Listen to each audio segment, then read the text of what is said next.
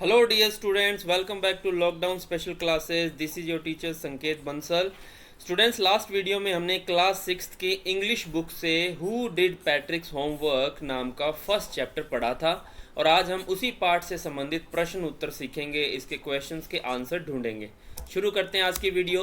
सबसे पहले इसकी स्टोरी को एक बार फिर से हम देख लेते हैं। कहानी में हमारे पास एक पैट्रिक नाम का बालक है जिसे होमवर्क करना बिल्कुल भी पसंद नहीं है। अब इस कहानी में एक बौना व्यक्ति होता है जिसको एल्फ कहा गया है और वो पैट्रिक की बिल्ली से जान छुड़ाकर भाग रहा है और इसी चक्कर में वो पैट्रिक को कहता है कि मुझे बचाओ और बदले में मैं तुम्हारी एक इच्छा पूरी करूंगा, जो तुम कहोगे करने को मैं वो करूंगा। तो पैट्रिक जो था वो होमवर्क करने से परेशान था, तो पैट्रिक बोने को कहता है कि भाई तुझे मेरा होमवर्क करना पड़ेगा इस सेमेस्टर की एंडिंग तक, जो कि 35 दिन चलेगा। ठीक है, तो बोना जो है वो वादा किया है तो निभाने के चक्कर में हाँ भर देता है, बिल्ली से बचने के लिए हाँ भर देता है। अब बोने की दिक्कत यह है कि उसे पैट्रिक के द्वारा पढ़े जाने वाले इस होमवर्क का कोई ज्ञान नहीं है और वो हर बात पर पैट्रिक से हेल्प मांगता है। करने को तो बोना होमवर्क कर रहा है, लेकिन हर बात पे वो पैट्रिक से मदद मांगता है कि मुझे ये नहीं आता, ये कैसे करूं, गणित नहीं आती कैसे करूं, टेबल नहीं आते कैसे करूं, पहाड़े नहीं आते, जोड़ घटाव कुछ नहीं आता। तो हर बार वो क्या करता है, पैट्रिक से मदद मांगता है। तो पैट्रिक उसकी मदद करने के बहाने खुद इतनी पढ़ाई कर लेता है कि आखिरकार परीक्षा में उसका ए ग्रेड आ जाता है। ठीक है, तो ये इसकी कहानी थी। अब हम इसके क्वेश्चन एंड आंसर देखेंगे। उससे पहले आप ध्यान दीजिएगा कि यहाँ पर मोस्ट इंपॉर्टेंट वर्ड्स हैं, उनके हिंदी मीनिंग मैंने आपको यहाँ पे लिख दिए हैं। ये सब आपने अपनी नोटबुक में नोट करने हैं और इन्हें अच्छे से याद करने हैं। अब क्वेश्चंस देखते हैं। आंसर द फॉलोइंग क्वेश्चंस, निम्नलिखित प्रश्नों के उत्तर दीजिए।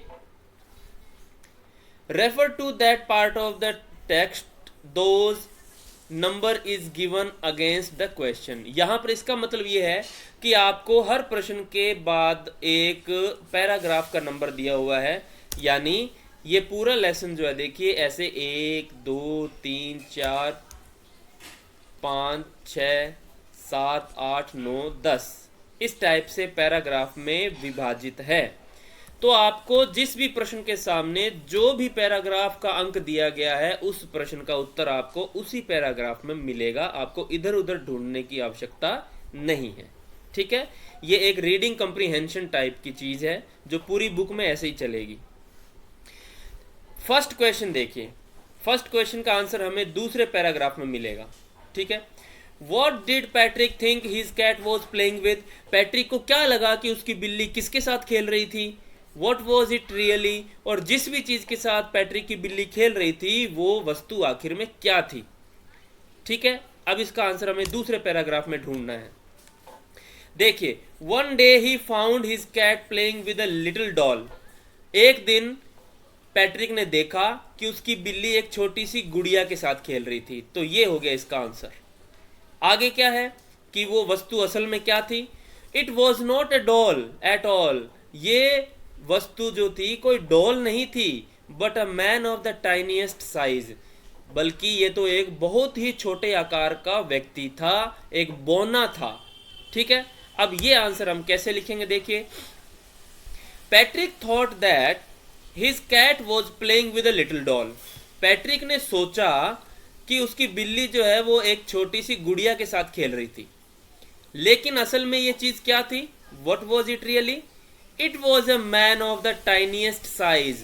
ये असल में एक बहुत ही छोटे आकार का, सबसे छोटे आकार का व्यक्ति था, एक बौना व्यक्ति था। Who had a little wool shirt, जिसने ऊनी शर्ट पहन रखा था, with old fashioned breeches, जिसने हाफ पैंट पहन रखी थी, जांघिया पहन रखा था पुराने अंदाज का, पुराने डिजाइन का, एंड हाई टॉल हैट, और एक नुकीली सी तीखी सी उसने टोपी पहन रखी थी जैसे एक जादूगरनी पहनती है। ठीक है, तो ये इसका आंसर हुआ। अब क्वेश्चन का आंसर लिखने का आप तरीका देखिए।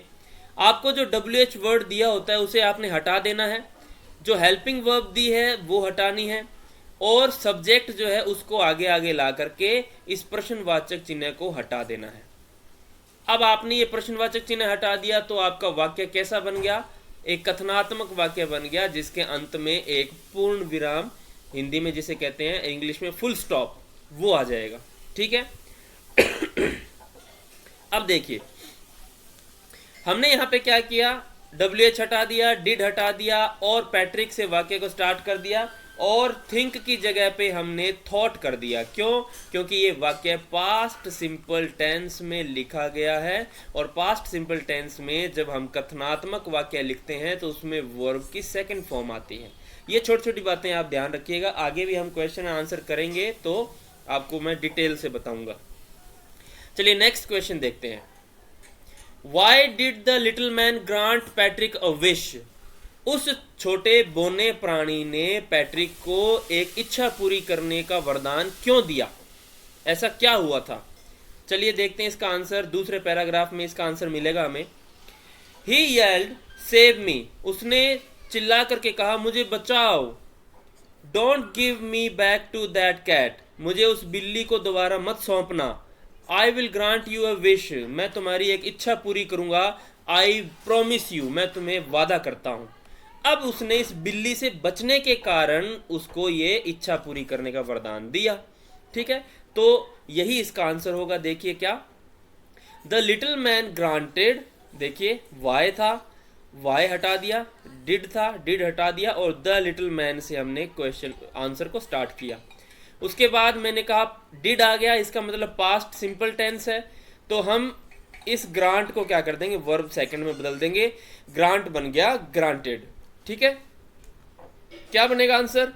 The little man granted Patrick a wish.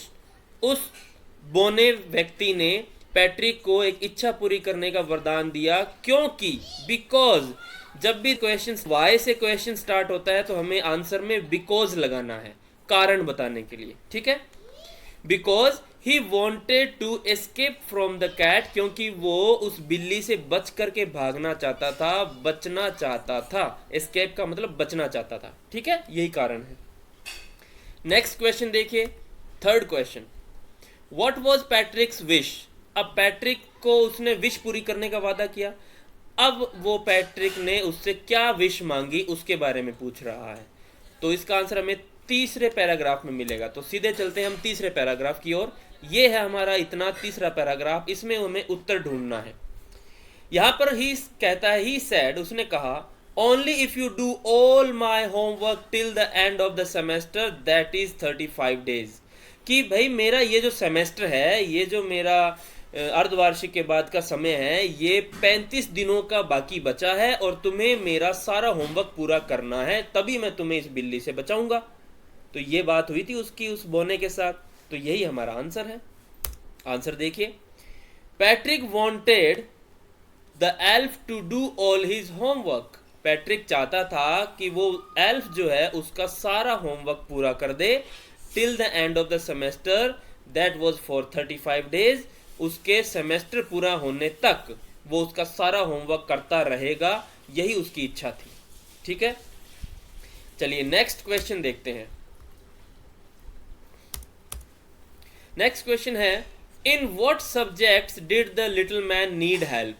अब उस बोने को उसने कह तो दिया कि तू मेरी मदद करेगा, लेकिन बार बार वो मदद मांगता था सामने से पैट्रिक से कि भाई मेरे को गणित नहीं आती, मेरी हेल्प कर, मेरे को ये तुम्हारी इंग्लिश नहीं आती, हेल्प करो। तो इस प्रकार से वो किन किन सब्जेक्ट्स में उससे मदद मांगता है, to do Patrick's homework. Patrick का होमवर्क करने के लिए वो बोना जो है किन किन विषयों में उससे मदद मांगता है। ठीक है, तो आंसर क्या है, इन इंग्लिश, इंग्लिश में, मैथ्स, गणित में, एंड ह्यूमन हिस्ट्री, मानव इतिहास में। तो ये 3 सब्जेक्ट जो हैं जिनका जिक्र इस पाठ में किया गया है वही हम आंसर में लिखेंगे, एक्स्ट्रा कुछ भी नहीं लिखना। ठीक है, चलिए नेक्स्ट क्वेश्चन है, how did Patrick help him. Patrick ने उसकी मदद कैसे की। पैट्रिक ने उसकी, जो यहाँ लिखा है ना नीड हेल्प, उसको आवश्यकता थी, मदद की आवश्यकता थी बोने को, तो उसने पैट्रिक ने उस बोने की कैसे मदद की। अब उस मदद का तरीका बताना है। Patrick helped him in doing homework. Patrick ने उसकी होमवर्क करने में मदद की, पहली बात तो ये। अब कैसे मदद की, ही ब्रॉट बुक्स, वो किताबें लेकर आया, फ्रॉम द लाइब्रेरी, लाइब्रेरी जाकर, and he worked harder than ever, और पैट्रिक ने इतना कठिन परिश्रम किया जितना उसने पहले कभी नहीं किया था। हार्डर देन एवर, आज से पहले उसने कभी इतना कठोर परिश्रम नहीं किया पढ़ाई को लेकर के। इसमें आप ये बात और जोड़ सकते हैं, he even stayed up at nights, कि वो रातों को भी जागता था पढ़ाई करने के लिए, होमवर्क में उसकी मदद करने के लिए वो रात रात भर जागता था, और इसी का परिणाम था कि उसकी आखिर में ए ग्रेड आई। ठीक है, तो ये इसका आंसर हुआ। चलिए लास्ट क्वेश्चन देखिए, who do you think did पैट्रिक्स homework?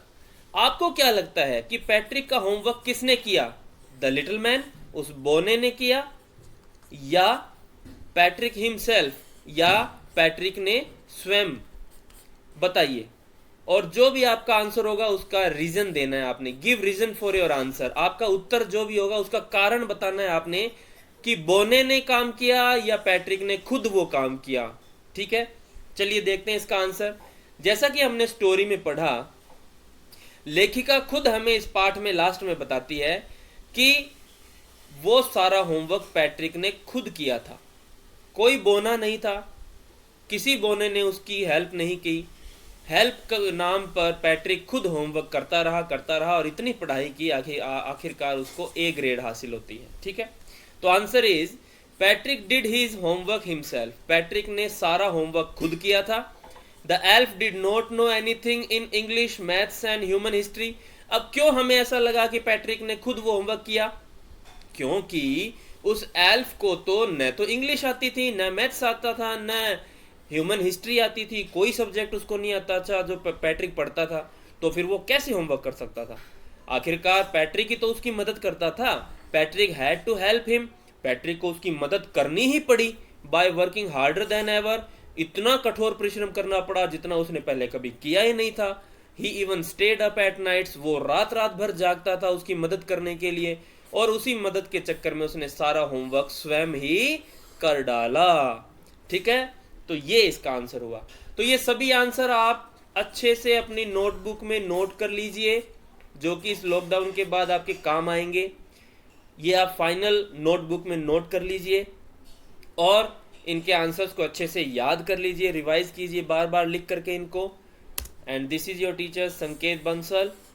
याद रखिए, this is India fight against COVID. आप घर पर ही रहें, सुरक्षित रहें और पढ़ाई करते रहें मन लगाकर। आप मुझे फॉलो कर सकते हैं फेसबुक पर LSC संकेत बंसल @facebook.com। वीडियो को लाइक कीजिए, सब्सक्राइब कीजिए, बेल आइकन को प्रेस कीजिए। And thanks for watching this video. God bless you.